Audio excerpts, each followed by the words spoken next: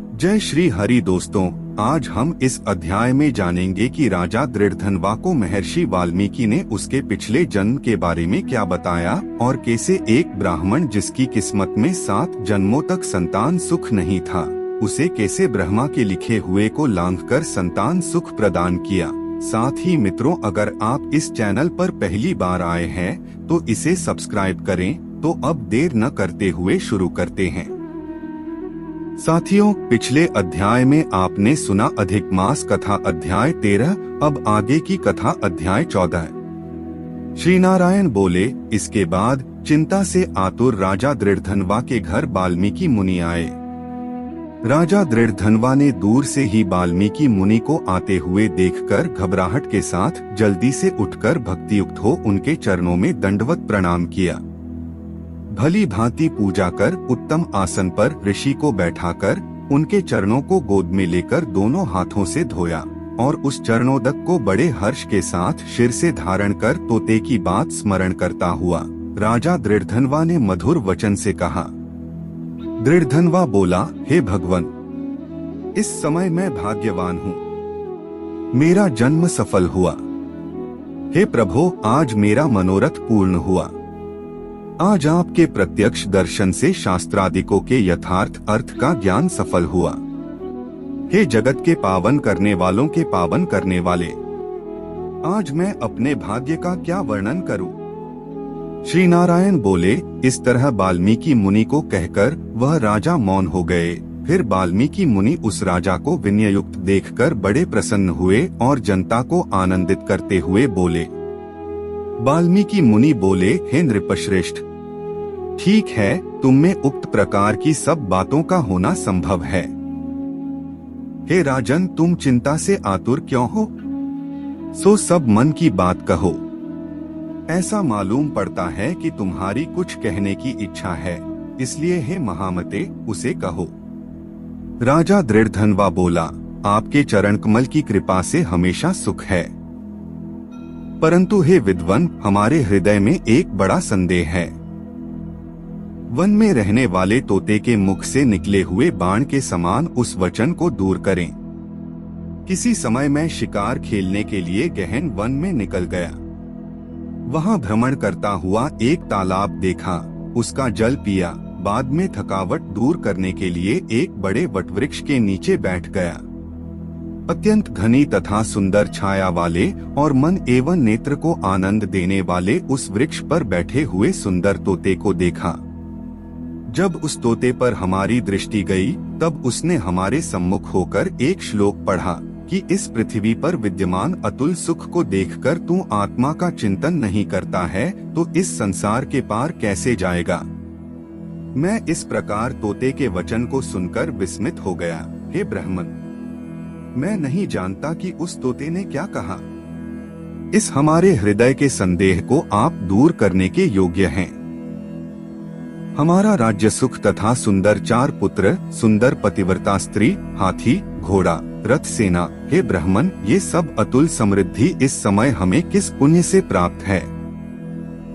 यह सब विचार कर संक्षेप में कहने के आप योग्य हैं।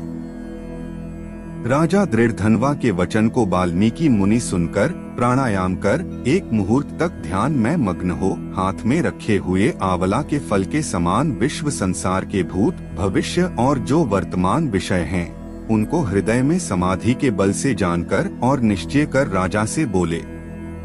वाल्मीकि मुनि बोले, हे राजाओं में श्रेष्ठ, तुम अपने पूर्वजन्म का चरित्र सुनो। हे राजेंद्र, पूर्वजन्म में आप द्रविड़ देश में ताम्रपर्णी नदी के किनारे वास करने वाले सुदेव नामक ब्राह्मण थे। धार्मिक, सत्यवादी, जो मिल जाए उतने ही में संतोष करने वाले, वेदाध्ययन में संपन्न, विष्णु भक्ति में परायण रहा करते थे। आपने अग्निहोत्र आदि यज्ञों के द्वारा भगवान हरि को प्रसन्न किया। इस प्रकार रहते हुए एक तुम्हारी गुणवती स्त्री थी। वह गौतम ऋषि की सुंदर कन्या गौतमी नाम से प्रसिद्ध शंकर की सेवा में तत्पर पार्वती के समान तुम्हारी प्रेम से सेवा करती थी। गृहस्थाश्रम धर्म में धर्म पूर्वक वास करते बहुत समय बीत गया, परंतु तुम्हें कोई संतान नहीं हुई। एक दिन अपने स्त्री से सेवित आसन पर बैठा हुआ दुखित ब्राह्मण गदगद स्वर से बोला, अई सुंदरी, संसार में पुत्र से बढ़कर दूसरा सुख नहीं है, और तप दान से उत्पन्न पुण्य दूसरे लोक में सुख देने वाला होता है। शुद्ध वंश में होने वाली संतान इस लोक में तथा परलोक में कल्याण करने वाली होती है। उस श्रेष्ठ पुत्र के न मिलने से मेरा जीवन निष्फल है। न तो मैंने पुत्र को प्यार किया और न वेद पढ़ने के लिए सोने से जगाया, न तो उसका विवाह किया, इसलिए मेरा जन्म व्यर्थ में चला गया। अभी मेरी मृत्यु हो, मेरे को आयुष्य प्रिय नहीं है। इस प्रकार अपने प्रिय पति का वचन सुनकर स्त्री गौतमी खिन्न मन हुई। बाद धैर्य धारण करती हुई, प्रिय वचन बोलने में चतुर, प्रिय पति के प्रेम में मग्न वह स्त्री अपने पति को समझाने के लिए सुंदर वचन बोली। गौतमी बोली, हे प्राणेश्वर, अब इस तरह तुच्छ वचनों को न कहिए। आपके समान भगवत भक्त विद्वान लोग मोह को प्राप्त नहीं होते हैं। हे विभो, आप सत्य धर्म में तत्पर रहने वाले हो, आपने स्वर्ग को जीत लिया है। हे सुंदर व्रत करने वाले, आप जैसे ज्ञानी को पुत्रों से सुख की प्राप्ति कैसी, अर्थात ज्ञानी पुरुष पुत्रों से होने वाले सुख की इच्छा नहीं करते हैं। हे ब्राह्मण, पहले चित्रकेतु नामक राजा पुत्र शोक से संतप्त हुआ, तब नारद और अंगिरा ऋषि के आने पर पुत्र शोक से मुक्त हो संसार से उद्धार को प्राप्त हुआ। इसी प्रकार राजा अंगवेन नामक दुष्ट पुत्र के कारण रात्रि के समय वन को चला गया। इसी तरह है स्वामिन, आपको भी संताति दुख देने वाली होगी, फिर भी हे तपोधन, यदि आपको सत्पुत्र की लालसा है तो प्रसन्नता से जगत के नाथ, समस्त अर्थों के दाता हरि भगवान की आराधना करें। हे ब्राह्मण, पहले सांख्याचार्य करदम ऋषि ने जिनकी आराधना कर पुत्र को प्राप्त किया, जो कि पुत्र योगियों में श्रेष्ठ कपिल देव नाम से प्रसिद्ध हुआ। ब्राह्मण श्रेष्ठ इस प्रकार अपनी धर्मपत्नी के वचन सुनकर तथा निश्चय कर उस अपनी गौतमी स्त्री के साथ ताम्रपर्णी नदी के तट पर गया। वहां जाकर उस पवित्र तीर्थ में स्नान कर अत्यंत श्रेष्ठ तप करता रहा। 5 दिन के बाद सूखे पत्ते तथा जल का आहार करता था। इस प्रकार तप करते उस तपोनिधि सुदेव ब्राह्मण को 4 वर्ष व्यतीत हो गए। हे ब्राह्मण, उसके इस तपस्या से तीनों लोक कांप उठे। भक्तवत्सल भगवान उस सुदेव ब्राह्मण के अत्यंत उग्र तपस्या को देखकर जल्दी से गरुड़ पर सवार होकर प्रकट हुए। श्री नारायण बोले, नवीन मेघ के समान जगत की रक्षा करने में समर्थ 4 भुजा वाले प्रसन्नमुख मुरारी को देखकर सुदेव शर्मा ब्राह्मण हर्ष के साथ मुकुंद भगवान को साष्टांग प्रणाम करता हुआ बोला। श्री नारायण बोले, नारद, सुदेव शर्मा ब्राह्मण हाथ जोड़कर गदगद स्वर से भक्त वत्सल श्री कृष्ण देव की स्तुति करता हुआ बोला, हे देव, हे त्रैलोक्य को अभय देने वाले, हे प्रभु, आपको नमस्कार है। हे सर्वेश्वर, आपको नमस्कार है। मैं आपकी शरण में हूँ। हे परमेश्वर, हे शरणागत वत्सल, मेरी रक्षा करो। हे जगत के समस्त प्राणियों से नमस्कार किए जाने वाले, शरण में आए हुए लोगों के भय का नाश करने वाले, आपको नमस्कार है। आप जय के स्वरूप हो, जय के देने वाले हो, आपको मैं नमस्कार करता हूँ।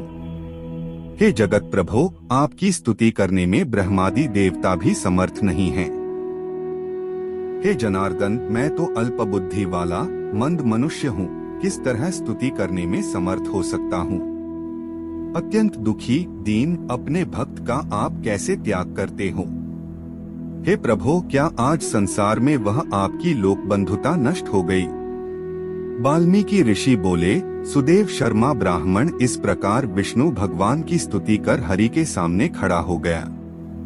हरि भगवान उसके वचन सुनकर मेघ के समान गंभीर वचन से बोले। श्री हरि बोले, हे वत्स, तुमने जो तप किया वह बहुत अच्छी तरह से किया। हे तपोधन, क्या चाहते हो सो मुझसे कहो। तुम्हारे तप से प्रसन्न मैं उस वर को तुम्हारे लिए दूंगा, क्योंकि आज के पहले ऐसा बड़ा भारी तप किसी ने भी नहीं किया है। सुदेव ब्राह्मण बोले, हे नाथ, यदि आप प्रसन्न हैं, तो हे पुराण पुरुषोत्तम, कृपा कर आप मेरे लिए सत्पुत्र दीजिए। पुत्र के बिना सूना यह गृहस्थाश्रम धर्म मुझको प्रिय नहीं लगता। इस प्रकार हरि भगवान सुदेव शर्मा ब्राह्मण के वचन को सुनकर बोले। श्रीहरि भगवान बोले, हे शिष्य, पुत्र को छोड़कर बाकी जो न देने के योग्य है, उनको भी मैं तुम्हारे लिए दूंगा, क्योंकि ब्रह्मा ने तुम्हारे लिए पुत्र का सुख नहीं लिखा है। मैंने तुम्हारी किस्मत के समस्त अक्षरों को देखा, उसमें 7 जन्म तक तुमको पुत्र का सुख नहीं है। इस प्रकार वज्र प्रहार के समान निष्ठुर हरि भगवान के वचन को सुनकर जड़ के कट जाने से वृक्ष के समान वह सुदेव शर्मा ब्राह्मण पृथ्वी तल पर गिर गया। पति को गिरे हुए देखकर गौतमी स्त्री अत्यंत दुखित हुई और पुत्र की अभिलाषा से वंचित अपने स्वामी को देखती हुई रुदन करने लगी। कुछ समय बाद धैर्य का आश्रय लेकर गौतमी स्त्री गिरे हुए पति से बोली। गौतमी बोली, हे नाथ, उठिए, क्या आपको मेरे वचन का स्मरण नहीं है? ब्रह्मा ने किस्मत में जो सुख दुख लिखा है वह मिलता है। मनुष्य तो अपने किए कर्म का फल भोगता है। अभागे पुरुष का उद्योग मरणासन्न पुरुष को औषध देने के समान निष्फल हो जाता है। जिसका भाग्य ही उल्टा है, उसका किया हुआ सब उद्योग व्यर्थ होता है। समस्त वेदों में यज्ञ, दान, तप, सत्य, व्रत आदि की अपेक्षा हरि भगवान का सेवन श्रेष्ठ कहा है, परंतु उससे भी भाग्य बल श्रेष्ठ है। इसलिए हे पतिदेव, सर्वत्र से विश्वास को हटाकर उठिए और शीघ्र दैव का ही आश्रय लीजिए। इसमें हरि का क्या काम है? इस प्रकार उस गौतमी के अत्यंत शोक से युक्त वचन को सुनकर दुख से कांपते हुए गरुड़ जी विष्णु भगवान से बोले। गरुड़ जी बोले, हे प्रभु, शोकरूपी समुद्र में डूबी हुई ब्राह्मणी को उसी तरह नेत्र से गिरते हुए अश्रुधारा से व्याकुल ब्राह्मण को देखकर हे दीनबंधो, आपकी आज वह दया कहाँ चली गई? आप तो वेद और ब्राह्मण की रक्षा करने वाले साक्षात विष्णु हो। इस समय आपका धर्म कहाँ गया? अपने भक्त को देने के लिए 4 प्रकार की मुक्ति आपके हाथ में ही स्थित कही गई है, तो फिर भी आपके भक्त उत्तम भक्ति को छोड़कर चतुर्विध मुक्ति की इच्छा नहीं करते हैं और उनके सामने 8 सिद्धियां दासी के समान स्थित रहती हैं। आपके आराधन का महात्म्य सब जगह सुना है। तब इस ब्राह्मण के पुत्र की इच्छा आज पूर्ण करने में आपको क्या परिश्रम है? हाथी दान करने वाले पुरुष को अंकुश दान करने में क्या परिश्रम है? अब आज से कोई भी आपके चरणकमल की सेवा नहीं करेगा। जो पुरुष के भाग्य में होता है वही निश्चय रूप से प्राप्त होता है। इस बात की प्रथा आज से संसार में चल पड़ी और आपकी भक्ति लुप्त हो गई। हे नाथ, आप करने तथा न करने में स्वतंत्र हैं। यह आपका सामर्थ्य सब जगह विख्यात है। आज वह सामर्थ्य इस ब्राह्मण को पुत्र प्रदान न करने से नष्ट होता है। इसलिए आप इस ब्राह्मण के लिए अवश्य एक पुत्र प्रदान कीजिए। सुदामा ब्राह्मण ने आपकी आराधना कर उत्तम वैभव को प्राप्त किया। आपकी कृपा से सांदीपिनी गुरु ने मृत पुत्र को प्राप्त किया। इन कारणों से पुत्र की लालसा करने वाले ये दोनों स्त्री पुरुष आपकी शरण में आए हैं। श्री नारायण बोले। इस प्रकार विष्णु भगवान अमृत के समान गरुड़ के वचन को सुनकर गरुड़ जी से बोले, हे पक्षीवर, इस ब्राह्मण को अभिलाषित एक पुत्र शीघ्र दीजिए। इस प्रकार अपने अनुकूल हरि भगवान के वचन को सुनकर गरुड़ जी ने अत्यंत प्रसन्नचित्त होकर उस पृथ्वी के देवता दुखित ब्राह्मण के लिए अनुरूप सुंदर पुत्र को जल्दी से दे दिया। इति श्री बृहन्नारदीय पुराणे पुरुषोत्तम मास महात्म्ये चतुर्दशोध्याय अर्थात आज के अध्याय में इतना ही 14वां अध्याय समाप्त हुआ। कल के अध्याय में देखिए संतान सुख प्राप्त करके सुदेव ब्राह्मण ने श्री हरि को क्या कहा। मित्रों, आपको ये कथा कैसी लगी हमें बताएं और हमारे चैनल मायस्टिक नोइंग को जरूर सब्सक्राइब करें। धन्यवाद।